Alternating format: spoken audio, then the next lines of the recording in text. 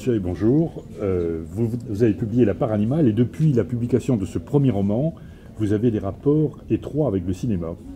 Alors, comment s'est passé ce contact avec le monde du cinéma? C'était une sollicitation au début.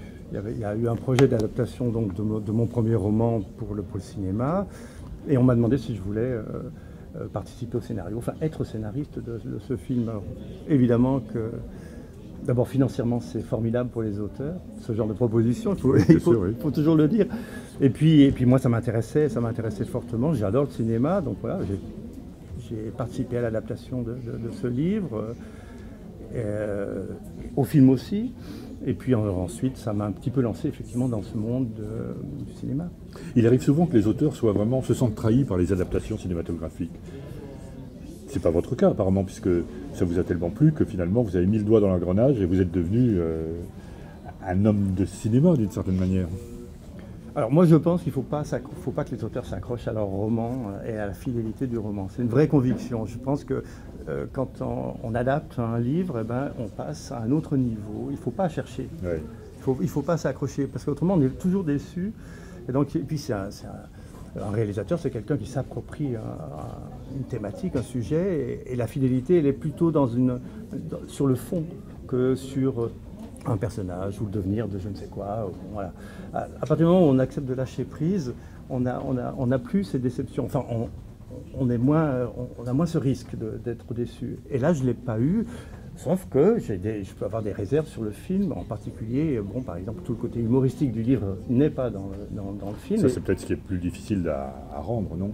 Voilà, je l'ai regretté, mais ça ne m'empêche pas de considérer ce film dans sa beauté, dans sa puissance, dans son étrangeté. C'est un film très étrange, très inhabituel. Le livre aussi. Oui, le livre aussi, mais c'était plus culotté au cinéma de prendre ce risque de parler de l'animalité, et non pas de la bestialité, mais de l'animalité, d'aborder frontalement ces problématiques au cinéma. D'ailleurs, c'est pour ça qu'à Cannes, c'est un film qui a été remarqué. Mais maintenant, vous avez une part active vous êtes devenu plus que scénariste. Si on parle en termes de gagner sa vie, oui. Je travaille, je gagne ma vie essentiellement comme scénariste maintenant. Parce que c'est difficile de gagner sa vie avec les livres, et puis je n'en publie pas un par an. Je publie un livre tous les 4 ans, donc voilà. Mais je trouve ça passionnant. Puis le cinéma, c'est encore un endroit où la fiction a une légitimité. Une vraie légitimité. Ce qui ne vous empêche pas de continuer à écrire des romans. Absolument, mais moi je suis un romancier de fiction. Voilà. Vous avez désormais les deux casquettes. Oui, mais à un moment donné, c'était un peu difficile il y avait une telle mode autour de l'autofiction, autour du témoignage, autour des phénomènes d'attestation, que rentrer dans la fiction pure, comme on le fait alors tout naturellement dans le cinéma, c'était un peu plus compliqué du côté du roman. Merci. Merci à vous. Merci, Michel.